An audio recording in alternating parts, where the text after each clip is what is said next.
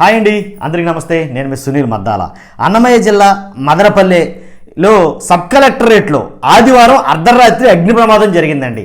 ఆదివారం అర్ధరాత్రి అగ్ని ప్రమాదం జరిగింది. కాలుస్తున్నారా, కాల్చేస్తున్నారా, లేకపోతే కాలిపోతున్నాయా? కాలుస్తున్నారా లేకపోతే వాటంతా అవే తగలబడిపోతున్నాయా? ఇదండి మనం చెప్పుకోబోయే అంశం. వేటి గురించి అంటే కనుక ప్రభుత్వ ఆసుపత్రుల్లో ఫైళ్ళు తగలబడిపోతున్నాయి లేదా తగలబెట్టేస్తున్నారు అనేది కనుక ఒక పబ్లిక్లో ఒక రకమైన చర్చ అయితే కనుక నడుస్తుందండి. అసలు ఎక్కడ తగలబడిపోతున్నాయి, ఏం తగలబడిపోతున్నాయి, ఎందుకని వాటంతా అవే కాలిపోతున్నాయి అంటే కనుక నిష్పక్షపాతంగా మనం ఈ వీడియో గురించి మాట్లాడబోతున్నాం.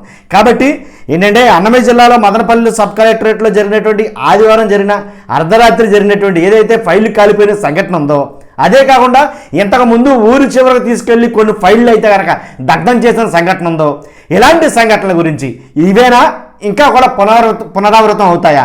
ఎందుకంటే ఫైళ్ళు తగలబడిపోతున్నాయి, నిజంగా కాలిపోతున్నాయి అంటారా, లేదా కావాలని కాల్ చేస్తున్నారా, కావాలని తగలబెట్టేస్తున్నారా, ఏం జరుగుతుంది అసలు అనేది దీని గురించి మనం డిస్కస్ చేయబోతున్నాం. డిస్కస్ చేయబోయే ముందు ప్లీజ్ నాది రిక్వెస్ట్ ఉందండి, మర్చిపోద్దు, నాకు మోటివేషన్ ఉంటుంది, లైక్ అయితే చేయండి. లైక్ చేసిన తర్వాత మీ అమూల్యమైన అభిప్రాయాన్ని, ఈ వీడియోకి మాత్రం మీ అమూల్యమైన అభిప్రాయాన్ని నేను కోరుతున్నా. కాబట్టి మీ అమూల్యమైన అభిప్రాయాన్ని కామెంట్ రూపంలో తెలియజేయండి. ఎందుకంటే మీ అభిప్రాయాన్ని నలుగురితో పంచుకోవడానికి ఒక అవకాశం ఉంటుంది. అంతేకాదు కొత్త వాళ్ళైతే కనుక మన ఛానల్ని పక్కాగా సబ్స్క్రైబ్ చేసుకోండి. ఎందుకు చెప్తున్నానంటే ఇలాంటి వీడియోలు పార్టీలకు అతీతంగా ప్రజలకు ఉపయోగపడే వీడియోలు మాత్రమే మీకు చేరువుగా తీసుకొస్తా. మర్చిపోద్దు, లైక్ చేయండి, కుదిరితే సబ్స్క్రైబ్ చేయండి. అన్నమయ్య జిల్లా మదనపల్లిలో సబ్ కలెక్టరేట్లో ఆదివారం జరిగిన అర్ధరాత్రి జరిగినటువంటి ఏదైతే తగలబడిపోయినటువంటి ఫైల్ తగలబడిపోయినటువంటి సంఘటన ఉందో దాని గురించి రాష్ట్రం మొత్తం చర్చించుకుంటుందండి. ఏంటంటే అసలు ఏం జరుగుతుంది అసలు ఆంధ్రప్రదేశ్లో, ఎవరికి భయపడి ఫైళ్ళు తగలబడిపోతున్నాయి, లేదా వాటంతట అవే షార్ట్ సర్క్యూట్ తోటి ఫైళ్ళు తగలబడిపోతున్నాయా? కాబట్టి ఇది ఒక కుట్రకోణంగా జరుగుతుందా లేకపోతే యాదృచ్ఛికంగా జరుగుతుందా, యాక్సిడెంటా ఇన్సిడెంటా, ఎవరికి అర్థం కాని పరిస్థితులు. కాబట్టి అది యాక్సిడెంటో లేకపోతే ఇన్సిడెంటో దాని గురించి కూడా మనం మాట్లాడబోతున్నాం.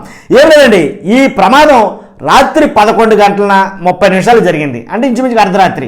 కాబట్టి ఆ టైంలో అక్కడ ఫైర్ యాక్సిడెంట్ జరిగే ముందు ఎవరైతే అక్కడ ఉండేటటువంటి సీనియర్ అసిస్టెంట్ గౌతమ్ ఉన్నారు, ఆ టైం దాకా ఇంకా అక్కడికేం పని. ఇదండి ఇప్పుడు ఎక్కువగా నలుగుతున్న మాట. కాబట్టి ఎవరైతే అనుమానం అనమాట, ఎందుకంటే గౌతమ్ ఆ టైం దాకా ఉన్నారు. చంద్రబాబు నాయుడు గారు లేవనెత్తినటువంటి అనుమానం కూడా ఇదే, ఆ టైం దాకా ఉద్యోగికి పైగా ఆదివారం నాడు అక్కడ పని ఏంటి, ఎందుకని ప్రభుత్వ ఫైల్ తగలబడిపోతున్నాయి. కాబట్టి 100% దాని మీద సీరియస్ యాక్షన్ తీసుకోండి అని చంద్రబాబు నాయుడు గారే సీరియస్ అయ్యారు. నిజమండి, ఎందుకురా ఇంత సీరియస్గా యాక్షన్ తీసుకోవడం? సీరియస్ యాక్షన్ అంటే మామూలుగా కాదండి, 10 టీంలు పనిచేస్తున్నాయి ఈ సంఘటన మీద.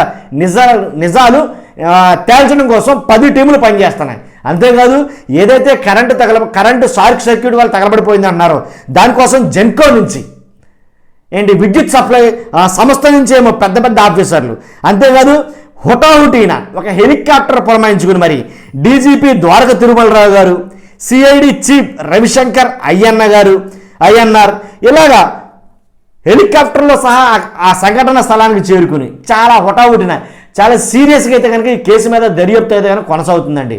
ఎందుకని ఇంత సీరియస్నెస్ దేనికోసం తీసుకోవాల్సి వచ్చిందంటే కనుక నా అంచనా ప్రకారం అయితే కనుక మాజీ మంత్రి పెద్దిరెడ్డి రామచంద్రారెడ్డి ఎవరైతే ఉన్నారో ఆయన చాలా భూ అక్రమ దందాలు చేశారు అని అయితే కనుక ఆనోట ఈనోట మనం వింటున్న మాట.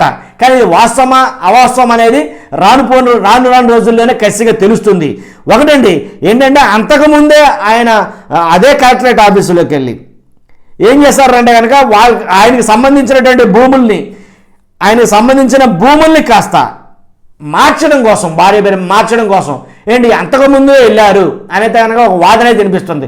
మొత్తానికి ఏదైతే మాజీ మంత్రి పెద్దిరెడ్డి రామచంద్రారెడ్డి ఉన్నారో ఆయన పుట్టే కదలబోతుందేమో అనేది నా అభిప్రాయం. నిజమండి, ఎందుకంటే ఆయనకి ఆల్రెడీ కౌంటర్ స్టార్ట్ అయింది. నారా చంద్రబాబు నాయుడు గారు కానీ లేదా కూటమి కానీ పెద్దిరెడ్డి రామచంద్రారెడ్డి చాలా అవకతవకలు నిర్వహించారు, చాలా భూదందాలు చేశాడు ఆయన.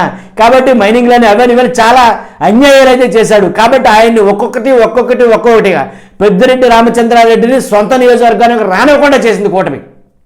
ఆయన అక్రమాలు చేశాడు, అన్యాయం చేశాడు, ఒక్కొక్కటిగా తేలుతాయి. ఏదైనా సరే తప్పు చేస్తే ఒకటండి, తప్పు చేస్తే కఠినంగా ఏ రాజకీయ పార్టీని సరే కఠినంగా శిక్షించాల్సిందే, ఎటువంటి అనుమానం లేదు. ఎందుకంటే ప్రజల డబ్బు కాబట్టి ఎక్కడ కూడా అన్యాయానికి తావు అనేది ఉండకూడదు.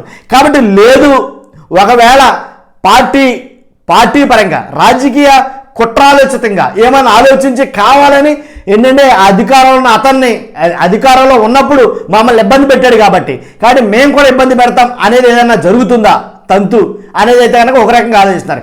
ఏది ఏమైనప్పటికీ మొత్తానికి అన్నమయ్య జిల్లాలో జరిగినటువంటి ఏదైతే మదనపల్లి సబ్ కలెక్టరేట్లో జరిగిందో ఆ విషయం అయితే కనుక చాలా సీరియస్గా ఆంధ్రప్రదేశ్ ప్రభుత్వం అయితే కనుక దర్యాప్తు కొనసాగిస్తుందండి. కాబట్టి అంతే కదండి, అక్కడ తగలబడిపోయిన ఏమి ఉన్నాయంటే కనుక 25 శాఖలకు సంబంధించిన ఫైల్స్ కాలిపోయాయి. 1, 2 కాదు, 25 శాఖలకు సంబంధించిన ఫైల్స్ అయితే కాలిపోయాయి అనే దానివల్ల చాలా ఇమీడియట్లీగా మామూలు యాక్షన్ కాదనమాట, గాను ఏదో మిలిటరీ యాక్షన్ తీసుకున్నట్టుగా అక్కడ ఎలా ఉందంటే మామూలు హడావిడి కాదు, చాలా భయంకరంగా చాలా ఇన్వెస్టిగేషన్ క్లూస్ టీమ్స్ కానీ క్లూస్ డాగ్స్ కానీ ఇలా ఒకటి కాదు, మొత్తం యంత్రాంగం అంతా కూడా మదనపల్లి సబ్ కలెక్టరేట్లోనే ఉంది. దాంట్లో ఎలాంటి డౌట్ లేదు. నిజంగా ఎంతటి యాక్షన్ తీసుకుంటున్నందుకు నేను నిజంగా ప్రభుత్వాన్ని అభినందిస్తున్నా. కానీ నాది రిక్వెస్ట్ ఉందండి, సేమ్ అంతే యాక్షన్ మిగిలిన వాటి మీదగా తీసుకోండి. ఇప్పుడు నేనేదో మీరు వాళ్ళు ఏదో తప్పు చేస్తారని చెప్పట్లా, 100% ఎలాంటి యాక్షన్ ఖచ్చితంగా జరగాలి, ఇది ఖచ్చితంగా చెయ్యాలి. కాబట్టి పెద్దిరెడ్డి రామచంద్రారెడ్డి అని ఎవరైనా కానీ మొత్తానికి తప్పు జరిగితే తప్పే, ఎలాంటి డౌట్ లేదు. కానీ ఇదే యాక్షన్ మిగిలిన వాటి మీద కూడా, అంటే సంక్షేమ పథకాలే కానీ అలాగే అవి పక్కన పెట్టండి పోనీ, అదే యాక్షన్ ఏదైతే వారం రోజులుగా ఎంపీడీఓ ఏదైతే అదృశ్యం కేసు ఉందో దాని మీద కూడా సేమ్ అంతే యాక్షన్ తీసుకోండి, ఇంకా బాగుండు. ఎందుకంటే ఏమైపోయో తెలియదు అదృశ్యం. కాబట్టి అంతేకాదండి, ఏదైతే ఆ పాప విషయం ఉందో 9 సంవత్సరాల పాప హత్య చేసి మానభంగం చేసి అత్యాచారం చేసి హత్యేశారు. కాబట్టి దా విషయంలో కూడా సేమ్ అంతే యాక్షన్ తీసుకుని ఉంటే కనుక ఇంకా బాగుండు. ఇక మీదట రాష్ట్రంలో జరగబోయే అన్ని విషయాల మీద ఎలాంటి యాక్షనే తీసుకుంటే బాగుంటుంది అనేది మన ఛానల్ తరపించి మనం కోరుతున్నమాట. ఎందుకంటే దీని ఒకదాని మీద ఎంత ఫోకస్ పెట్టడం, అది పెద్దిరెడ్డి రామచంద్రారెడ్డి గురించో లేకపోతే ప్రభుత్వంలోని అవినీతి అంతా తగలబెట్టేస్తున్నారనో మొత్తానికి ఏదేమైనప్పటికీ దాంతోపాటు మిగిలిన విషయాల్లో కూడా అంతే యాక్షన్ తీసుకుంటే చాలా మంచిదని ప్రజలు చాలామంది మాట్లాడుకున్నారు. చాలా బాగా చేశారు ఆ విషయంలో మాత్రం. కాబట్టి మిగిలిన విషయాల్లో కూడా అలాగే ఉంటే బాగుంటుంది అని చాలామంది మాట్లాడుకుంటున్నారండి. ఇది మనం చెప్పే మాట కాదు, చాలామంది మాట్లాడుకుంటున్నారన్నమాట. కాబట్టి అక్కడ తగలబడిపోయిన ఫైళ్ళు అన్నీ కూడాను నాకు తెలిసి ఆ ఫైళ్ళను కంప్యూటరీకరణ చేశారు. కాబట్టి కంప్యూటరీకరణ చేసిన వలన చాలా మటుకైతే కనుక ఫీడ్బ్యాక్ ఉంటుంది, ఖచ్చితంగా వస్తాయి. కాబట్టి దాని మీద చూపినటువంటి శ్రద్ధ మిగిలిన వాటి మీద అన్నింటి మీద చూపించాలని చెప్పేసి చాలామంది మాట్లాడుకుంటున్నారండి. కాబట్టి ఎలాగైతేనండి సీనియర్ అసిస్టెంట్ గౌతమ్ ఉన్నారు, కాబట్టి ఆయన అలా ఆల్రెడీ పోలీసు లెవెల్లో ఉన్నాడు, ఆయన చెప్పాల్సిన నిజాలు ఆయన చెప్తాడు. కాబట్టి దొరకాల్సిన వాళ్ళు దొరుకుతారు. నిజంగా అది అనుమానాస్పదంగా జరిగిందా లేదా ఏదో యాదృచ్ఛికంగా జరిగిందా, యాక్సిడెంటా ఇన్సిడెంటా అని ఎవరైతే పెద్ద ఆయన పలికారో సేమ్ అదే మాట ఇక్కడ అప్లై అవుతుంది. కాబట్టి యాక్సిడెంట్ జరుగుతుందా ఇన్సిడెంట్ జరుగుతుందా అనేది కొద్ది రోజుల్లో తెలుస్తుంది. మొత్తానికి ఏదేమైనా చూస్తున్నా మీరు అందరూ కూడా ఇలాంటి విషయాలు ఖచ్చితంగా మీరు స్పందించాల్సిన అవసరం ఉంది. మీ స్పందన చాలా ముఖ్యం. మీ అమూల్య మీ అభిప్రాయాన్ని కామెంట్ రూపంలో తెలియజేయండి. మరి ముఖ్యంగా నాకు మోటివేషన్ ఉంటుంది, ఒక లైక్ అయితే మాత్రం చేయండి. చూస్తున్నా మీకు అందరూ కూడా థ్యాంక్ యూ వెరీ మచ్.